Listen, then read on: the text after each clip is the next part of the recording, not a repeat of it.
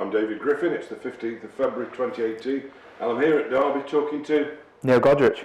Neil, you've been the head groundsman for some years now, and your service here at Derbyshire goes well over, I think, a quarter of a century now, or something of that order. What was your first connection though with cricket as a youngster? Basically, it started at school really. I always used to watch England on the test matches, stuff like that. So when I was at school, I used to, like, on the six weeks holiday, watch the test matches, just sit there for 5 days and just watch the cricket kind of thing.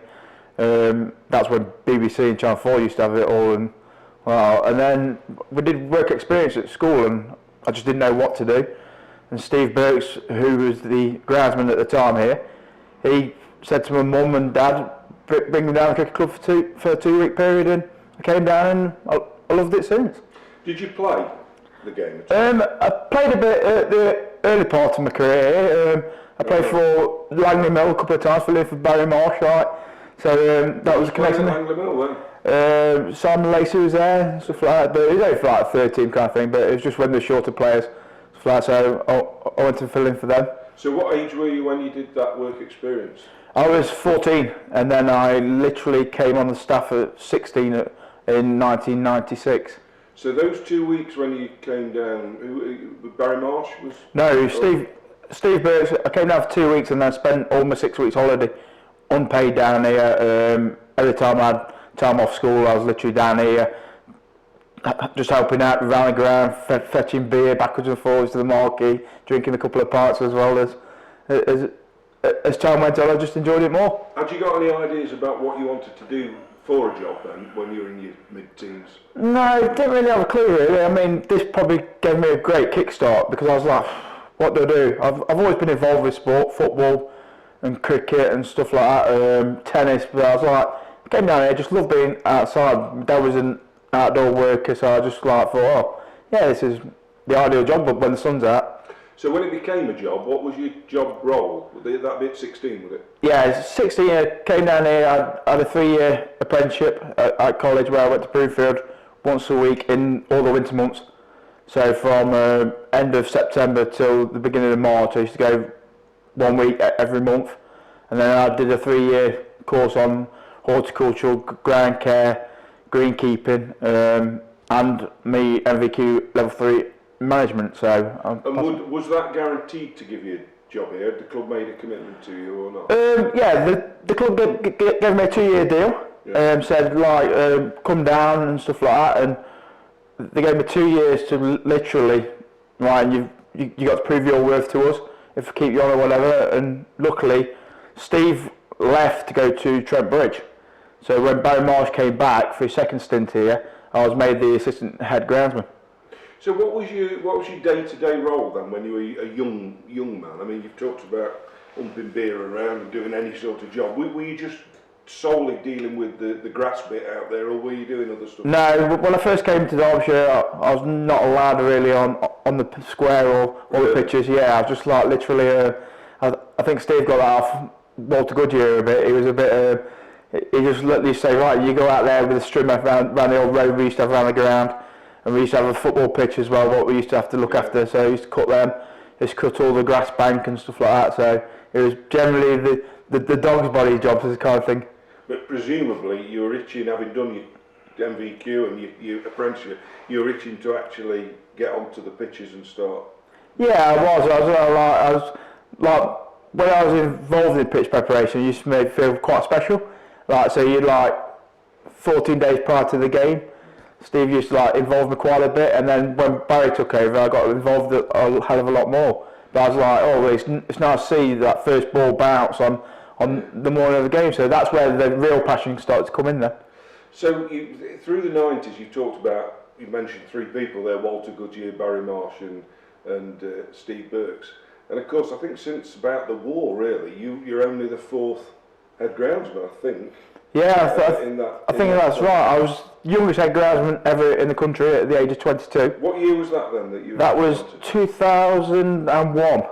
So that was after Barry had come back again, hadn't he? Yeah, Barry came back again, and then we got famously docked for the Surrey pitch, and I think that put Barry a bit off, and he was a bit, I don't need this in my entire life. So the club advertised for the head groundsman's role, and Dominic Cork told me to go for it, and never looked back since, really. So what you presumably? I mean, were you up against? You don't have to name names, but I mean, were you up against really experienced people, or do you not know? Yeah, I was up against the groundsman from Yorkshire, Really? Andy Fogarty. He came down, and Carl McDermott as well from Hampshire. He went in for the job as well, who's now at the GS Bowl. So it was quite a stiff competition, but I probably had the upper hand with knowing how the square works here and the pitches and stuff like that. So probably had a bit more knowledge than them, kind of thing.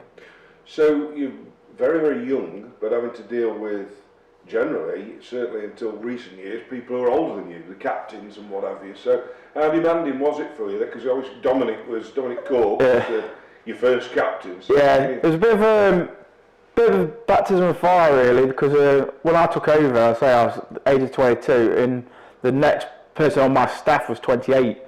So it was a bit of a, this is a bit like out of the frying pan into the fire kind of thing. So it was quite interesting. I had the first couple of years were quite tough. Just getting used to demanding that respect off people. You know what I mean? And you know, it's like as a young boy trying to make your way in a job. So sometimes things got me down, the weather, umpires' decisions and stuff like that, and the captains, like working closely with the captains and coaches at the time, because Kim Barnett was coach as well. So it was quite a tough couple of years when I first took over. Yeah, but obviously your skill presumably just grows and you develop as time goes on. But of course in 2003, which was your second year in charge, we got a new tournament started, and I know 2020 then was in its infancy, we only had a couple of games. But did that change from a groundsman's perspective, having to prepare 4-day pitches? We still played 60 over cricket, 50, 40, 20 over cricket. Did it change? It did, because when I first came here, we used to play on a Thursday, Friday, Saturday, and then have the 1-day game on the Sunday and put like the 4-day pitch to bed, and then we'd come back on the Monday, so you had to change all the advertising boards, sight screens. So for the T20s to come in and the Pro 40s, I mean, I think we had our first floodlit game here in 2000. 2000 was the very first one when they're on the back of the lorry. Yeah, on the back of the lorry. So to see Sky rolling and see the floodlights rolling, it was like, oh, this is a completely different ball game now. It's more the 1-day orientated. So like to get your pitch for the 1-day cricket was quite awkward when you're so used to getting the 4-day pitches that good, and it's been quite challenging with the changing competitions as well. Yeah. You mentioned Sky then on TV. Is there a pressure when players presumably feel that pressure? Is the pressure from a groundsman's perspective? All eyes are on your pitch. Yeah, it's not just the pitch; it's the whole overlook of the ground. I mean, I'm quite good because the lads take great pride in their work. So like, and that's been through all my time here. So when Sky rolling, it's like a special game kind of thing. The thing is, a lot of it is to do with the weather. You don't want to see it raining on a Sky game. Sky's got broadcasting needs and stuff like that. So you like try and get the game on as much as possible.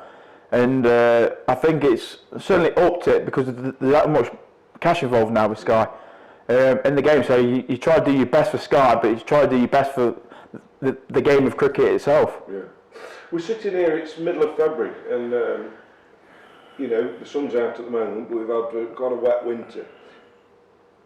There are times when you think the sun will never shine, it'll never be warm again, but presumably you're already planning ahead. So what's your, do you know where these games are going to be played, for example, in the summer of 2018? Do you plan that? Yeah, I have to do for Sky and the ECB like a pitch plan at the start of the year. Right. So I know exactly what games I'm playing on what pitches. And that's all games? And that's all games. That includes second team games, friendlies, practice or whatever.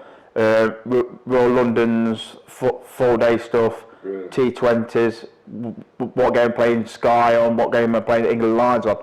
So I have to submit that thing. In fact, I'm in the process of submitting it now. Is that just your call, Neil? Yes, it's just my call. I will send it to Kim and Billy so they've got to understand, but that they've turned around and said just do it yourself and sort it out. And obviously you got the needs of Sky because you can't have two pitches right next to each other and try and get pitches back for later on in the season because some pitches we play on twice a year, 3 times a year. So when I look out there, I've got 18 first-class pitches. Right. Well, I can play women's internationals on or whatever. And so you think about the actual days of cricket. It's a massive season, especially last year with the Women's World Cup. was a massive learning curve for me, because we had so many practice sessions, so many like international teams here. You're like, oh, hang on a minute, I've got to get that pitch ready for that game, that pitch ready for that game, and it's just massive juggling game, really. Yeah, I mean, I'm sure we'll come on to the challenges of hosting international cricket and concerts and all the other things that are part of cricket now. But just going back to your preparation, what's a typical day like? For example, on 4-day game, when does your day start? If it's the first day of a 4-day game and you've had your preparation in advance, what's your day like on day one? When do you get to the ground? On day one, normally we come in between 7 and 7:30, depending on the weather. If we've got the outfield to cut, if it's been raining the day before, or we've still got bits to do because of the weather. The weather is a massive thing for me. I have to plan around the weather, and that's impossible in this country. And so literally, we come in at 7:30, take all the covers off. They've got to be off by 8 o'clock. That's the ECB regulations, unless there's obviously rain in the air or whatever, or we think it's going to rain in that next hour. We'll do our final prep to the pitch, because a lot of it's done the day before. If we can get on the pitch, it's all marked out, everything's nerve done. I like the lads come in thinking the first morning we've got quite an easy morning, it's all been done prior. We've got the practice areas as well to do, so we've got throw down nets to put up. We might give the outfield a quick cut or whatever, which take about an hour to 2 hours. I'll give the pitch a final brush, a final roll, depending on what the players want, if they want it to do a bit or if they want it to turn or whatever. Basically we just make sure the ground's ready for first class cricket. There's not a lot done on the first morning. Normally day 2, 3 and 4 is where you've got the footholds to do. Practice areas start to look a bit worn, the ball through pitches, so you've got mainly all your prep to do on them 3 days more. And what sort of time do you get to finish in the evening? Because obviously you're out there brushing up and putting the covers back on. Well, with the over 8s now, it's normally about 8 o'clock. It used to be about 6:30, but with the over 8s and like if you get weather shower or whatever, so normally get ready for about 8ish. So you're talking at least a 12-hour day, 13-hour day sometimes. Do you ever feel like you are the weather expert? Because in my experience, whenever you talk to players or umpires, particularly at home, it's always Neil says. Do they all come to you because you've got access to special? It doesn't make me laugh because I've got a radar, but it only gives me 3 hours worth of weather. So say the time's like 10:30 now, it'll only give me till 1:30. Yeah. So when I look at it, I think everybody comes to me, is it going to rain today? Well, I look at BBC weather. Have you looked at BBC weather? And everybody asks me, supporters, anything. I'm thinking, well, surely you must have looked at the weather last night. Or like, there's only once where we got proper caught out, and that was a T20 against Notts, where it said it was going to be no rain, and it absolutely bucketed down for about 20 minutes. So the ground was underwater, but luckily we got it playing. So, but I'm just the same as everybody else. I have to look at the weather, but probably I look at it every 5 minutes. For changes, especially for the day, the night before. My missus sits there going, what, another weather channel? So I'm like, yeah, sorry about this. But yeah, I have to look at the weather just as much as everybody, like supporters coming down to the game, players and coaches. I mean, players rock up, did it rain last night? No, this water just come from our sprinklers kind of thing. And that's the funny one, that you get asked so many questions. Oh, was it dry last night? Was it rain last night? Did it snow last night? Well, surely, where do you live? Do you live in Spain and come back over here for the games? And that is the most frustrating part of it for me. Everybody thinks that I'm the weather expert. I'm not that good. All I've got is like a radar on match days and non-match days where I can track the weather for 3 hours. And also I've got like my friends at Burton Albion Football Club, they say, oh, we've just had a shower. They'll text me, like it's quite heavy, so normally the rain comes from that way. So I've got a bit of a heads up an hour or two before it comes. I remember in the old days, it used to be Ken Rowe would come over the PA and say, I've had a weather report from Whatnot. That was all they could get back in. Yeah, it is. When I first started here, you never had none of the technology or anything, so you used to look at the weather in the morning and think, right, that's the weather for the day. And but now you get it every 5 minutes, it updates it, and you've got apps now what can send it straight through to you. Weather alerts, there's a storm on the way or whatever, and normally they're quite good as well. There's only a couple of times where it's been wrong, so it's been quite useful tools, there they are. And in terms of, that moment on the first morning, you say you're in at 8 o'clock and you take the covers off. Is there, I can imagine you as a young 22-year-old, umpires and captains of opposition or opposition players coming out, some quite interesting comments, perhaps try to wind you up a bit when you were younger. Now you're much older, probably older than all the players that's coming out. But do you get some interesting stuff from the umpires or the opposition players about the pitch? Yeah, I mean, we've had all sorts play here, Ricky Ponting, Brian Laura and stuff like that, and when they come out tomorrow, it's that's a bit green, isn't it? Well, grass is green, as Walter says, like our predecessor, but like, yeah, nowadays I used to take it a bit to heart, but then now I just think, I was just quite laid back about it. I know how the actual pitch is going to play. I've been here a long time. Since we turned the square around, that's been a massive learning curve for us, how to go play again, because we just got them really good before we turned the square around. Yeah. And nowadays I think, I know how that's going to play within reason. I don't know what's under the surface. So people say, well, how do you think it's going to play, Neil? I can only give them my opinion. They might go to somebody else and get somebody else's opinion. But famously, there was always, certainly when Kim was captain, and in the 80s and 90s, Kim was very much seen friendly pitches, etc. And I know there's a kind of desire from the ECB that pitches have a uniformity about them. But do you still get that in the modern game, that batsmen say it's too bowler friendly, or the other way around, bowlers say it's... You do a bit. A lot of that is the over conditions, or you've had a damp day the day before or whatever, or there's moisture coming up. And normally here, on the first morning, we leave quite a lot of grass on, but that just aids the pace of the ball, the balance of the ball. We just seem to get the ball goes through better. And like we had Simon Katic here, Martin Guptill, who said that they like the actual grass on the pitches. Some of the batsmen say take it all off. Because it gives a bit more carry. It gives a bit more carry, you can play through these shots and stuff like that. And a lot of players now want the grass on the pitches, and that's all around the country.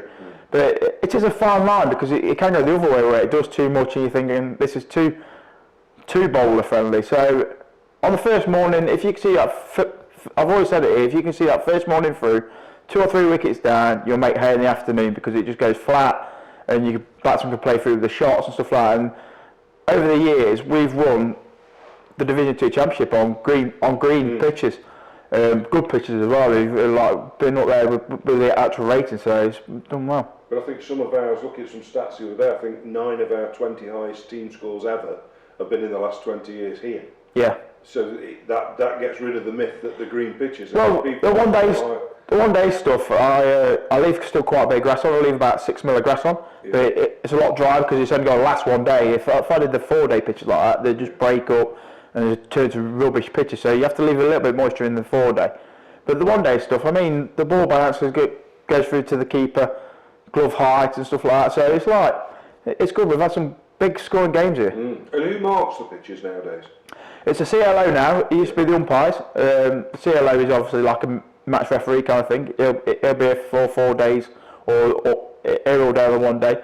But say that's just somebody else's opinion. You could go in the changing room and say to a batsman, "How did that play? Yeah. Rubbish. I got nothing." And then you go in, somebody got 100, the best pitch. I mean, Flintoff once came here. I can always remember it on Sky. He got until 90. He got 94, and he got back in the England team. He turned around and going, "I wish I could roll that pitch up and take it with me, because that was the best pitch ever." Was that the Greg Smith catch? Yeah, it was Greg Smith catch. I was on the hoist at the time, tracking the sun down. Right, so well, I think we'll come on to that in a minute. For now, Neil, we'll just leave it there, and I think in a minute we'll come on to some stop play, turning the square, and perhaps the Women's World Cup. Yeah, fine. Thank you very much.